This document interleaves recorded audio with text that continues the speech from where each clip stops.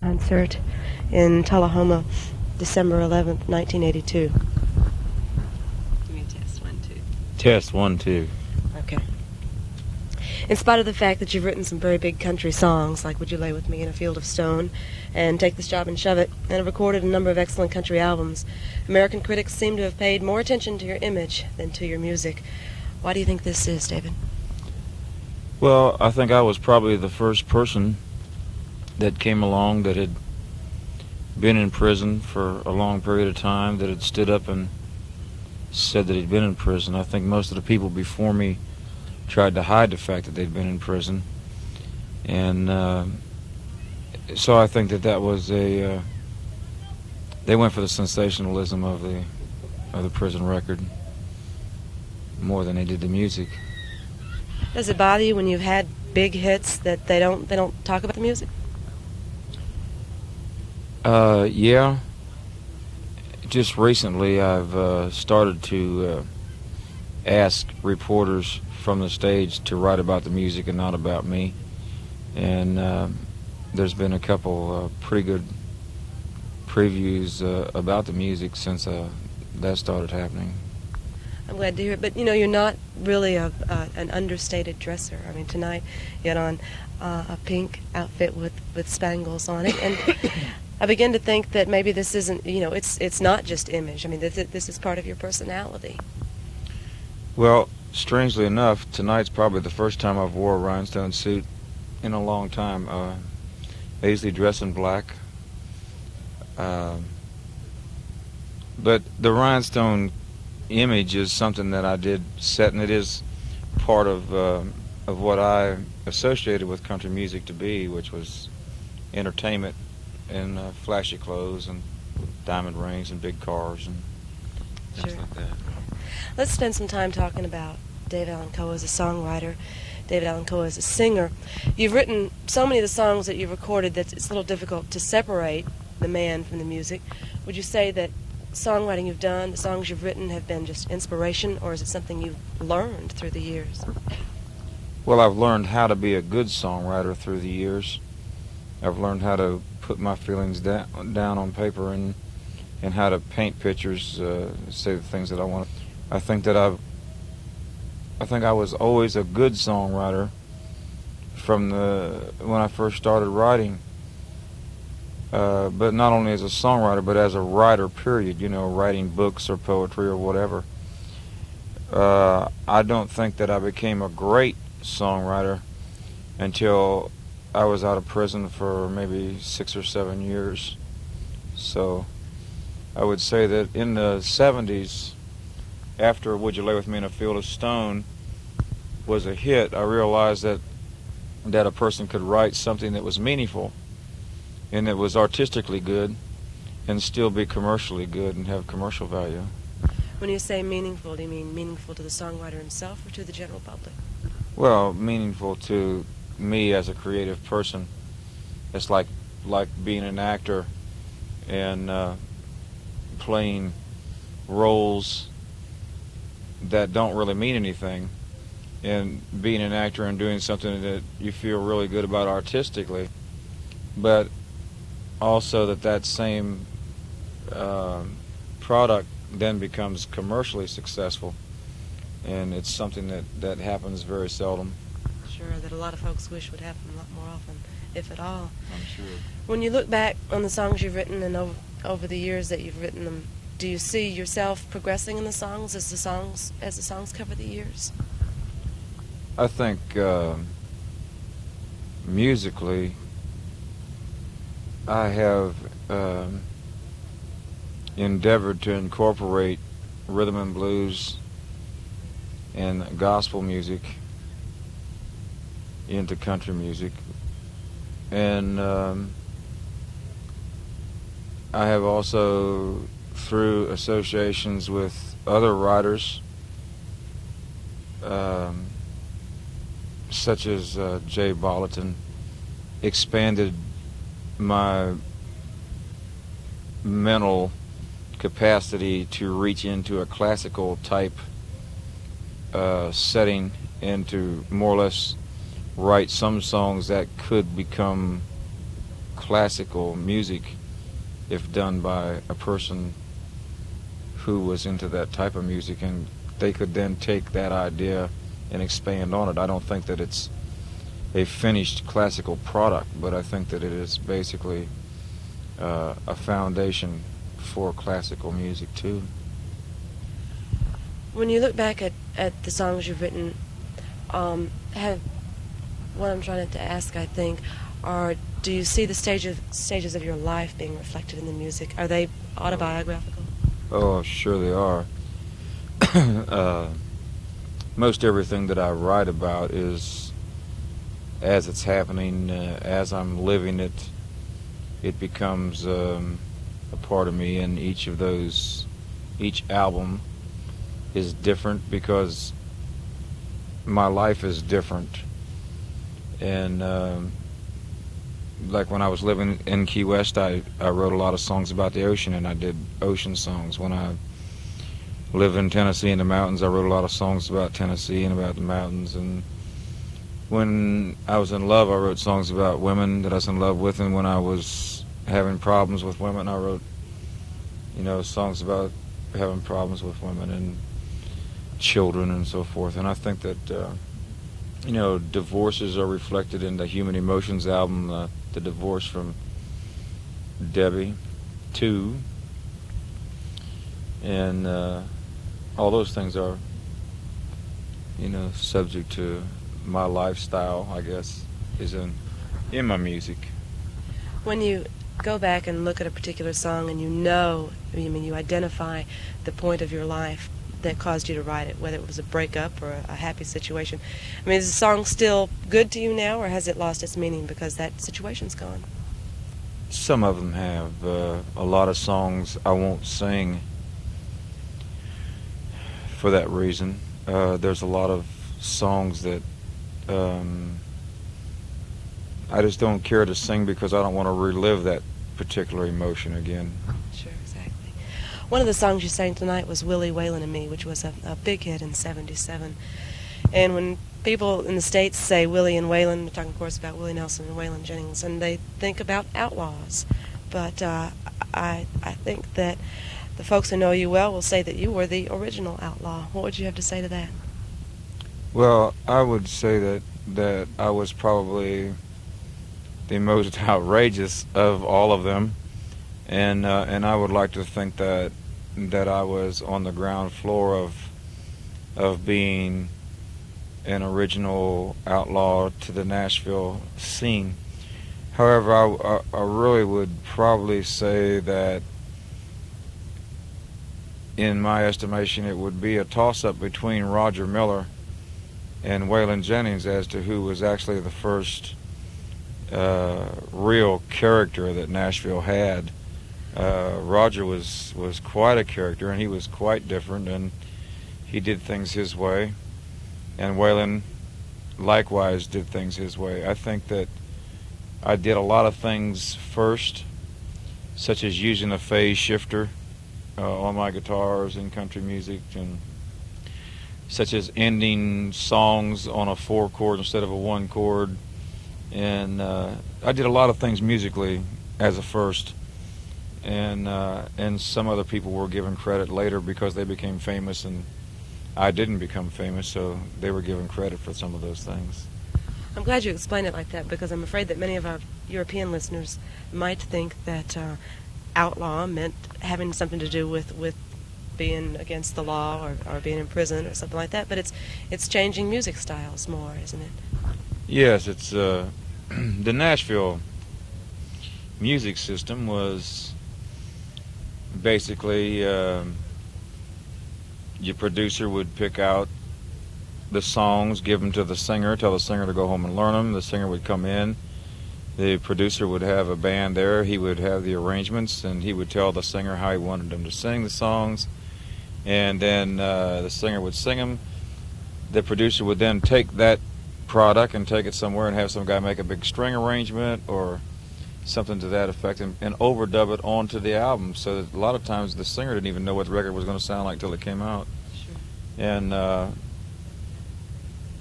Waylon and I were the first ones to say, well, we want to use our band in the studio, and we want to have control over the finished product, and we don't want nobody overdubbing anything on our records. Do you still have that control? Oh, yes. Let's talk a little bit about when you first came to Nashville, which was in, what, late 60s? 1968. 1968. And there are stories that this is really the kind of stuff legends are made of, about parking your hearse in front of Ryman Auditorium, which at that time was where the Grand Ole Opry was held, and playing your guitar for just about anybody that would listen.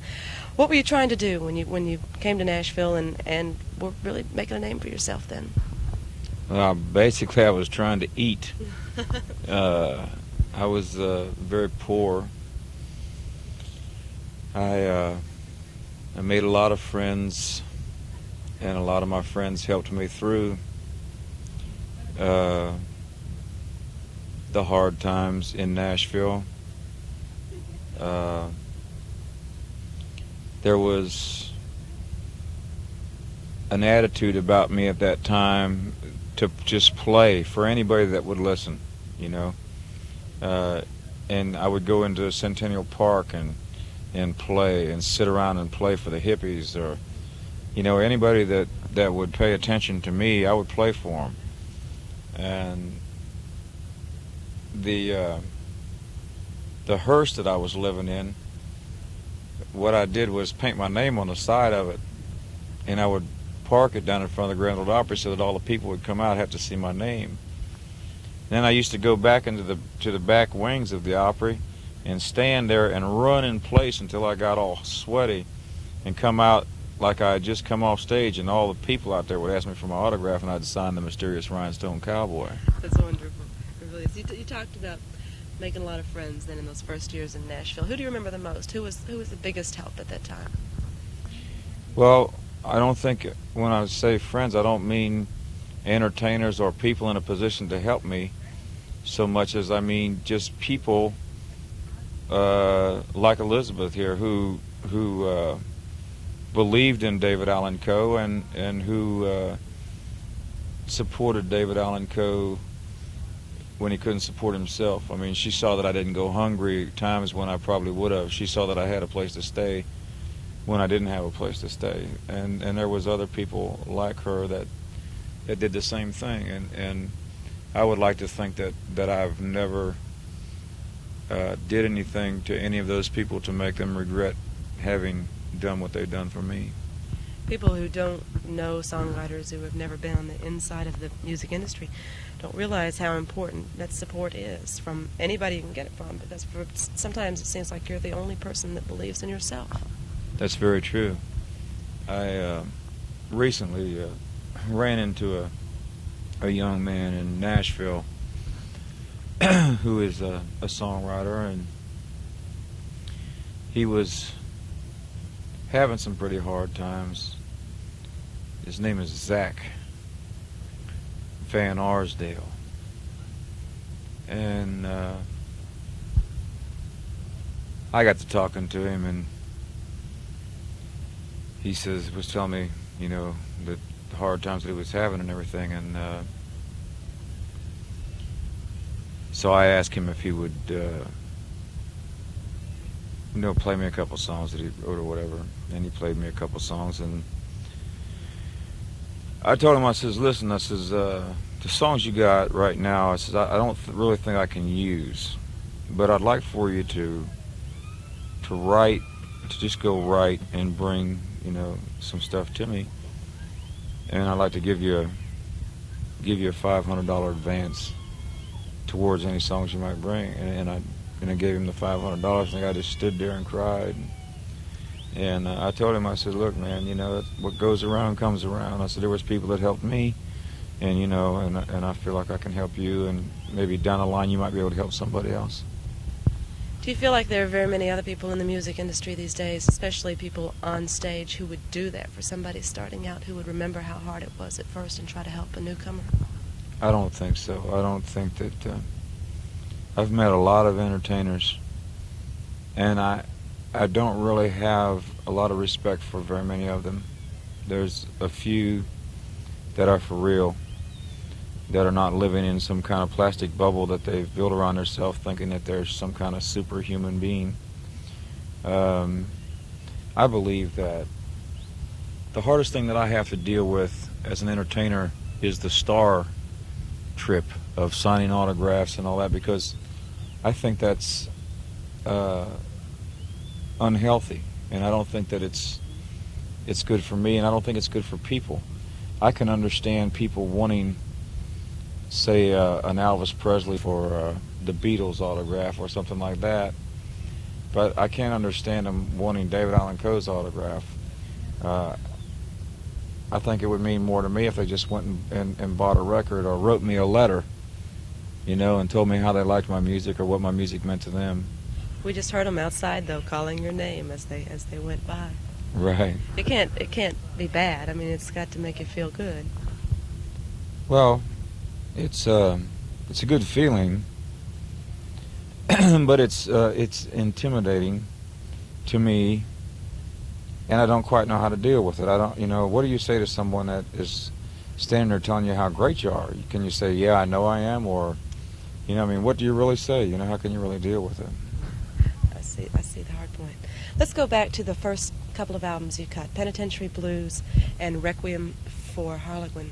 Both of them blues albums, and very different from the ones you're doing these days, very different from all the ones you've done since then. Right. Do you still perform many of the songs on those two albums? Yeah, we do some things from Penitentiary Blues. I haven't done Requiem for a Harlequin, I think, since I was playing in Elizabeth's bar, the Exit Inn in Nashville one time, and some guy hollered at me out of the audience about sing this or sing that. And I says, ladies and gentlemen, I says, I don't think I want to sing tonight at all. And I laid my guitar down and recited the whole album. Do you remember that? Recited the whole album, and you could have heard a pin drop in that place. It's just amazing. We're going to have a race here.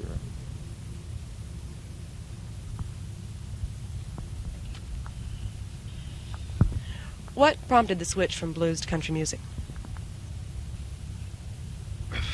Starving. It's hard enough for a black blues singer to make a living, let alone a white blues singer. It was just unheard of. And even to this day, I'm sure you're not going to find many. I don't think you can tell me many white blues singers that are successful and rich. Would you rather be doing blues today? I don't know. I feel like the blues had a real important part in my life, and I still sing a lot of blues. But I think that the basic thing with me is that I grew up in penitentiaries, and I grew up around a lot of black music more so than white music. So that's what I identified with. And then when I went to Nashville and I met Christopherson, I started seeing that all white people didn't sing through their noses, that all the songs wasn't "Oh My Baby Left Me," and that you could have something to say. So that's when I started trying to find something for myself, so that I just wasn't sounding like Chuck Berry or Little Richard or anybody else. And so I set out to learn everything I could about country music. Still, though, I was pleased to hear you keep me hanging on tonight. Holland Does Your Holland. Right. We do a lot of that stuff. We just didn't get to it tonight. Let's talk about, was it the next album after those two, Mysterious Rhinestone Cowboy, or a couple later? That was the next album after those two. That was the first CBS album. You dedicated that album to Mickey Newberry, and you offered special thanks in the liner notes to Shel Silverstein, Chris Christopherson, Steve Goodman, and Leon Russell. Why those guys? Well, Shel Silverstein, I met him in a situation where I was having some hard times. In fact, I'd been arrested in Nashville, and the headlines in the Nashville Banner says, "Posse heads Coe off at the pass." and talking about a bad check that I had written or something like that, and I ran into Shell, and he told me, he says, you know, I understand you've been having a lot of problems and everything, and I says, yeah. As he got off the elevator, he says, here, man, he says, this will help you out, and he handed me a bill, and I just stuck it in my pocket. And later that night, I took it out, and it was a $100 bill, and I'd never had one in my life. Never, you know. Did you remember that when you gave the $500 to the songwriter in Nashville? Darty, are you still up there? Was it before or after Glenn Campbell's Rhinestone Cowboy that you dropped the mysterious Rhinestone Cowboy number? It was after. Larry Weiss wrote the song, and he brought it to me. And I told him, I said, well, you know, I think it's a good song, but it would have been kind of egotistical for me as the Rhinestone Cowboy to sing a song about myself. Did he write it for you? Yeah. So then Larry did an album called The Rhinestone Cowboy that came out on a smaller label. And it was some 4 years later when Glenn Campbell recorded the song. And recording the song didn't bother me so much as the fact that he rented a rhinestone suit to wear on the album cover. He doesn't even wear rhinestones on stage. And what hurt me the most was that people started calling him the Rhinestone Cowboy. In the late 70s, a David Allan Coe album titled Texas Moon was released in the UK on the Charlie label. Many of the songs on this album were written by other songwriters other than yourself. You did Christopherson's Why Me Lord, Billy Joe Shaver's Ride Me Down Easy. Now, I've heard these songs were recorded back during your plantation sessions earlier in your career. Is that true? Yeah, they were recorded with just me and a guitar. And I took my band in and overdubbed everything to make the record. So for the folks who aren't familiar with the terms overdubbed, you took the original tapes and then added new music on top of those. Exactly, yeah. Which is not easy. Not easy to add drum tracks and bass guitar rhythm tracks to a guy that's playing a guitar that's not playing it in time. In spite of the fact that much of your life has been very different from other people's because you spent so many years in correctional institutions, people from all walks of life. Tonight at the concert, there were young folks, there were old folks, there, you name it, they were all there. They appreciate your music. What is the mass appeal, do you think? Truth. Truth in lyrics? Truth in lyrics. People, I think, are getting tired of being put on. You know, the Nashville attitude is write positive love songs because women buy records. Women 35 years old. That's right. And that's why you have songs like Older Women Make Good Lovers and all that kind of stuff. You know. Conway Twitty's made a fortune doing that. Oh, yeah. Country music is really gaining in popularity in leaps and bounds in Europe. Do you think it's the truth, again, that makes it so popular to Europeans, why they're finally catching on? I don't know. There's, to me, I cannot for the life of me understand how someone like Boxcar Willie became so famous, and all he's doing is copying other people. And yet, I know songwriters that have went over to Europe that are original people, and they didn't go over very well at all. Somebody said it's a combination of three things, of luck, of talent, and knowing the right folks. Well, yeah, I think that's true, but I mean, just musically, I think that the people were, for some reason, like when I was in Europe, the people dress up like cowboys and Indians and come to the bars and got cap pistols on, and it's their way of showing that they like country music, but they still think that country music is Roy Rogers and Dale Evans and the Sons of the Pioneers and all that, and that's not what country music is. Well, true that country music has expanded a lot in the last several years, from Oak Ridge Boys to people like Conway, different types. It's not as limited as it used to be. Yeah, but in Europe, they don't know those. They don't know who those people are. The new ones or the old ones? The new people. There's people. I went into a place that sold only Western boots, and you would think that a person that was in the business of selling Western boots would know something about country and western music, and they had never heard of Willie Nelson or Merle Haggard or anybody. And I asked them who their favorite country and western singer was, and they told me Roy Rogers. That's been a long time. Two people got a big break with the song "Would You Lay With Me in a Field of Stone." Tanya Tucker's biggest hit was that song that you wrote, and of course it was a big career break for you. Some critics thought "Would You Lay With Me in a Field of Stone" was a dirty song. I've heard that you wrote it for somebody's wedding. What's the real story, David? Yeah, I wrote the song for my brother as wedding vows. I didn't really write it as a song, more or less just as vows that him and his wife could repeat when they were getting married. Then I later put a melody to the song. The song was first cut as a duet by Jamie Ryan and David Rogers on Atlantic Records, and Atlantic Records folded before the record could come out. So Tanya cut the song, and then a girl named Judy Stone from the UK had a #1 pop record with "Would You Lay With Me in a Field of Stone." In the UK, it was #1? Right. Another big, so probably your biggest as far as selling, it sold 2 million copies, was "Take This Job and Shove It," Johnny Paycheck's version of that. You won a CMA Award nomination for that, Country Music Association Award nomination. Is it true that you don't get along with Paycheck? Yeah, it's very true.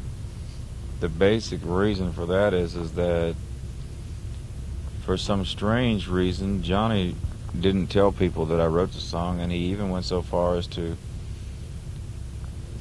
make people think that he wrote the song. I heard him say on television one time that he got the idea from the song from his grandfather, and I didn't know his grandfather. Let's talk about how you decided to write this song. What inspired you to write it?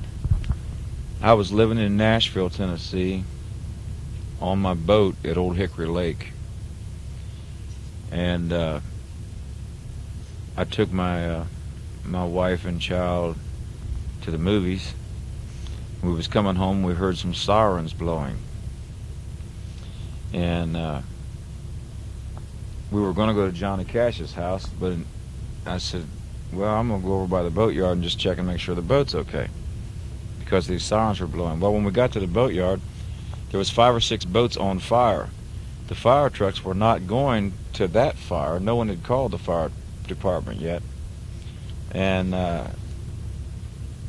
so while my wife ran and got the telephone and called the fire department, I went down and cut the boats loose from the moorings and put them out in the thing. And the newspaper said I was a hero in Nashville, Tennessee. And then the next day, we were sitting around talking, me and Billy Sherrill and Buddy Killen and a bunch of Nashville people, and we were talking about the fire and about the firemen. A couple of them had got burned, and someone said something about, how would you like to have that job being a fireman? And I said they could take that job and shove it. Which means take it and put it away somewhere where the sun don't shine. Right. And then I went back to my boat, and I started thinking about how many times I'd said, why me, Lord, and never wrote it down. And I thought, well, I'm going to write this song, take this job and shove it, and just, see what happens. And not only did the record sell 2 million copies, but a movie was made from it, too. You were in that movie. What was that like? Right.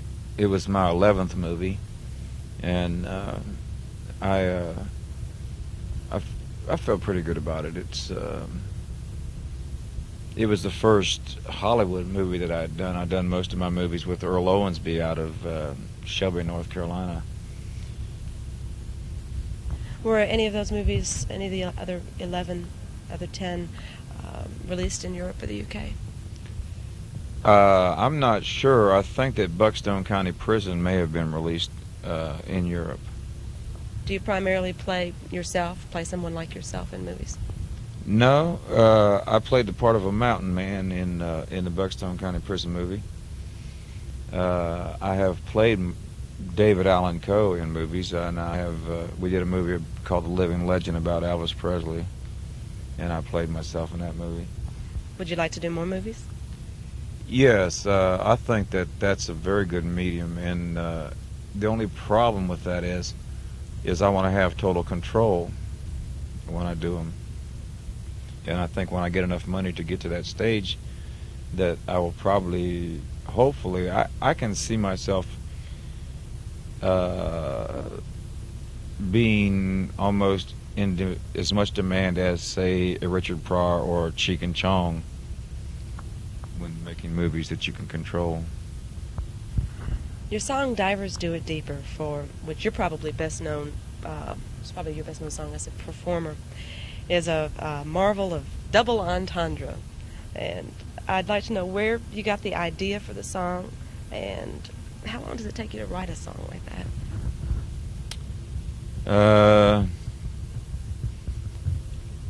Divers Do It Deeper was, I was living in the Keys, and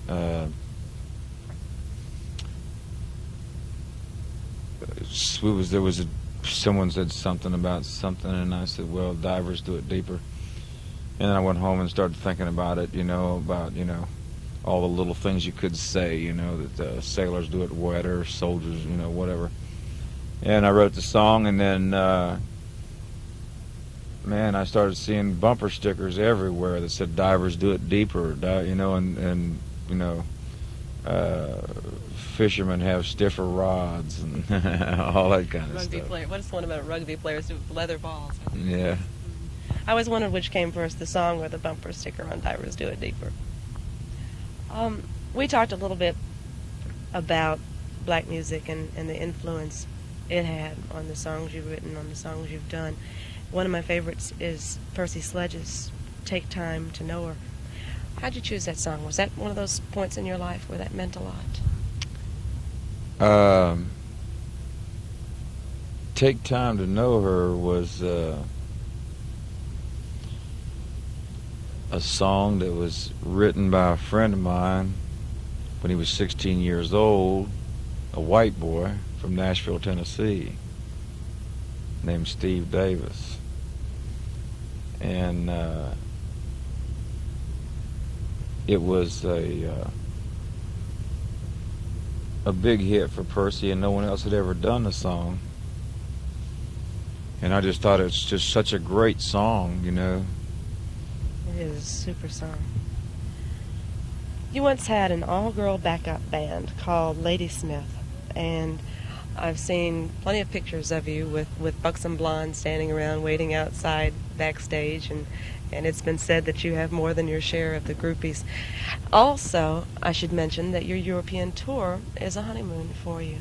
What about women in your life? Well, there's been a lot of women. I wouldn't think there's any of them could be referred to as buxom, except Elizabeth. But most of the women that I've had, I prefer flat-chested women, small-breasted women, I think. And most of my women have, and I think that there's probably a psychological reason for that, having been in prison so long, that I just never identified femininity with breast. I identified feminine with nice legs or a nice rear end, because you see the homosexuals in prison and you relate to that. Was the only thing you could relate to as a female. And when you thought about breast, you thought about your mother, or matronly women, older women and stuff like that. So I never really got involved in this big breast syndrome, which seems to be the big thing in this country, I think. But I also had a basic attitude of being very afraid of a one-on-one situation with a woman. And I felt that by having 5 or 6 women living with me, I wasn't putting myself in a position to be hurt emotionally. And so now I think that perhaps that was good in a sense, but it also compounds your problems. Most people have a hard time getting along with one woman, let alone 5 or 6 living in the same house with them. And I'm going to try the other way, I think, once in my life and see if there's anything to that one-on-one relationship. I'm sure that you can get hurt a lot more in that situation. Sure, you're putting all of your eggs in one basket. Yeah, it's like before, if you got 5 old ladies and one of them runs off, you got 4 of them, sitting there telling you, don't worry, they'll get you somebody else. And you left Nashville once to live in the Florida Keys, a group of islands halfway between the States and the Caribbean, basically a laid-back and probably an artistic kind of place. I mean, as far as people that live there together. You came back, though, to Nashville and now live in an area known as Ruskin Cave, which, if I'm right, is basically a big park, almost kind of a sanctuary. What's that like? Well, Ruskin Cave, first of all, which will mean a lot to my European audience, is a place that started as a socialist community in the 1800s. It was named after John Ruskin, the famous English architect and writer. We have a museum there, and we've been in touch in Sheffield, England. There's a John Ruskin museum being built, and we are in touch with those people about becoming part of their museum. The park is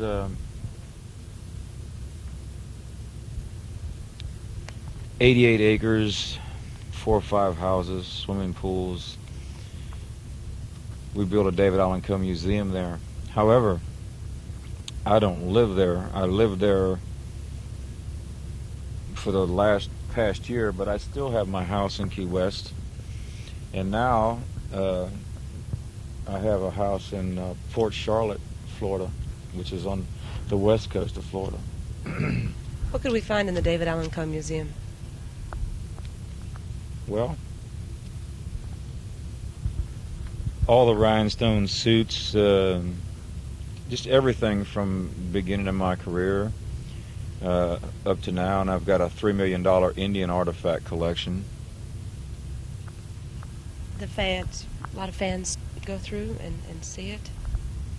Well, not yet. We just built it this past year, and I'm not sure how long it's going to last. We've talked about the buxom blondes among the fans. You've also, Flat-chested blondes. There you go. The pictures I saw, David, they were healthy women. What about other fans? You've got a strong following in the gay community, and there's also the motorcycle folks. What do you think about those people? I think that I have a strong following from street people. People who,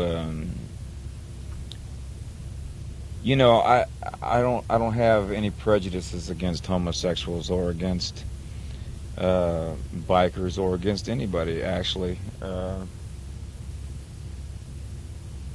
And I think that a lot of my music reflects that to them. I don't condemn anybody for what they do in their private life. In addition to all the songs you've written a number of books as well. How many is it now? I've written 4 books. And one is, I know, of poetry, and one is about parole, I think. How to pull time and parole in prison. The other one is my life story.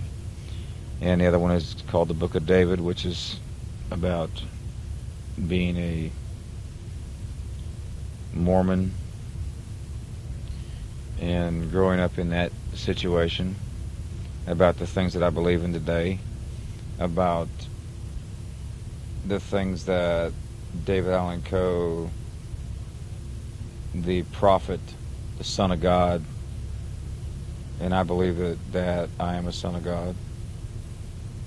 Not saying that in the sense of saying that I believe that I'm Jesus Christ, I believe that all men are sons of God. I believe that all children are born of spiritual parents. It's hard to explain my beliefs to people who grew up believing totally different than I, and that's why I wrote the book, so that people could understand what my beliefs are, and which then also might help them understand my music and some of the opinions that I have and some of the stands that I take. For people not familiar with your music, I think they probably get the wrong idea, because a lot of your music is about it's very positive. It's about day-to-day things, and there aren't any obvious religious overtones at all. Well, there is, and a lot of the music is very religious overtones, I would say. Heavenly Father, Holy Mother. There's a lot of references to Supreme Aura, I think. If you had to choose between writing songs and writing books and writing poetry, which would it be? Oh, if I could make money writing books, I think I'd rather write books than anything. But I haven't been able to make any money writing books because I don't have a publisher. You have a new album out, DAC, which was produced by Billy Sherrill, whom you've mentioned before. What's it like working with Billy? Well, I think it's very good because we have contrasting musical opinions, and I think that one balances out the other. What would you like to point out on that album to the European audience as being either new in country music or a good example of country music on the DAC album? Well, first of all, there's no pictures of David Allan Coe on the album. No, it's a map on both front and back of the cover. Right, but the one map is a world map and the other map is a map of the United States, which means that David Allan Coe is going to take his music internationally.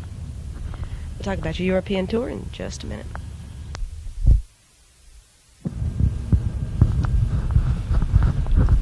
Test, 1, 2, 3. About this new stuff he's doing in the studio too. Okay. 1, 2, 3. 1, 2, 3. Side 2 with David Allan Coe, Tullahoma, Tennessee, December 11th, 1982. DAC came out how long ago? Oh, probably 4 months. And what about the next single?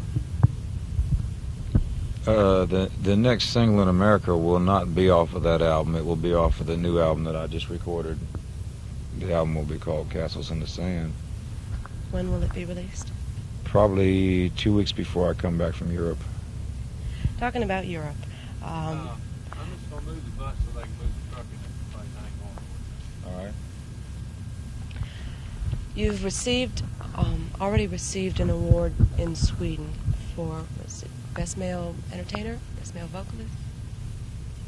Male Vocalist of the Year, Album of the Year, Single of the Year. I came in second as Songwriter of the Year and third as Entertainer of the Year. So you should be receiving a pretty warm reception in Europe. Yes, I would think so. What kind of, are you going to change your show any for the European audiences? Yes, I am. I feel that I can do a lot of songs in Europe that you can't do in America because the people in Europe will listen, and I'll be able to do a lot more things with just my guitar and singing, where in America they have a tendency to want to dance and hoop and holler. Will you still do imitations of well-known country performers? I haven't done that in a long time.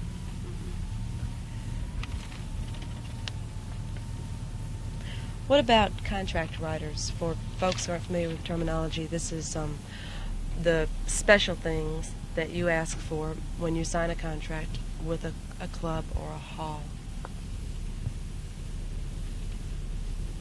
Basically, what we have in our riders are no air conditionings or fans blowing while we're on stage. Why is that? I like it hot. I lose my voice in an air conditioner. I had an older sister that was a prostitute, and she told me to always get my money up front, so I always do that. That's good advice. Not much to our rider, a hot meal for the road crew, but we don't demand anything like M&M candies and take all the red ones out. Which was done by who was the group? It was Van Halen in the United States that asked for that in one of their contract writers. We've just lost one of probably one of the best country music performers ever to live. Marty Robbins died of a heart attack a few weeks before Christmas. I know that you were friends with Marty, and I want to ask you what you can say about him, what you remember about him the most.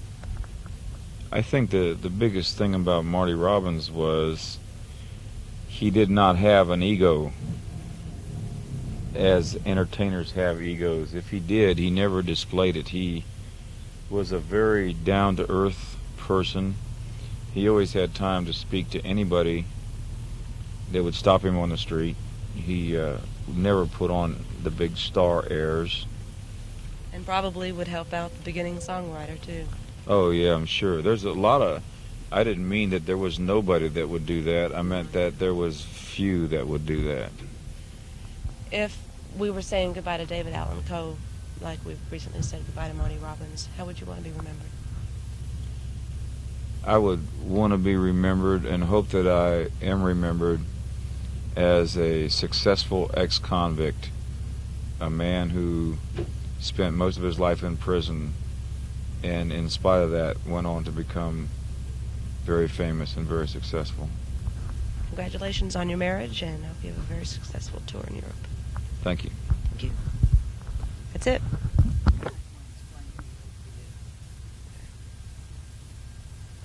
Let's add one more comment to this. On the new album, which will be out shortly after you finish your European tour, you recorded Serve Somebody and worked with Lacey J. Dalton. What can you tell us about that? Serve Somebody is a Bob Dylan song, which was a statement that he made on his Slow Train Coming album about going from Judaism to Christianity. I recorded the song, and Lacey J. Dalton came in the studio, and I asked her to sing with me, and she did, so we ended up doing this as a duet. I did a lot of strange things on this album. There was a desk clerk, a girl that worked at the Hall of Fame Motor Court, and when she answered the phone, she says, "Hall of Fame?" And I said, "Do you talk like that all the time?" And she says, "Yes." I said, "Can you sing?" And she says, "Oh, no." I says, "Have you ever sang?" She says, "No." I says, do you sing with the radio?" She says, "Oh, yeah." I said, "Well, if I put you in a room and let you listen to a song and give you the words, could you sing along with it?" And she said, "Yes." So I put her in the studio. I recorded the song, put her in the studio. She sang along, and I was taping it, and she didn't know it. And I played it back to her and showed her how she sounded, and it gave her enough increment to try to sing with it. And then I took my voice off and left her voice on in places, and came out very, very good. I also used a saxophone on this album, which is the first time that I've ever used any horns or anything like that. Why'd you add them? I felt the song needed it. And there's a girl named Diane Sherrill, who is Billy Sherrill's niece, who's been singing around Nashville just for years and years and years, but she has a speech impediment and she can't get a recording contract, and I recorded her. So it's called Making Music with Your Friends, I think, is basically the idea of this album. Are these all songs that you've written, except for Serve Somebody? No.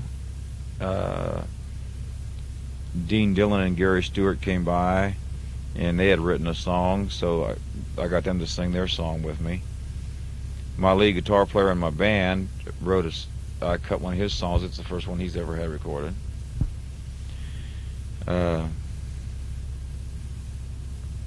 And I did a lot of other people's songs, actually.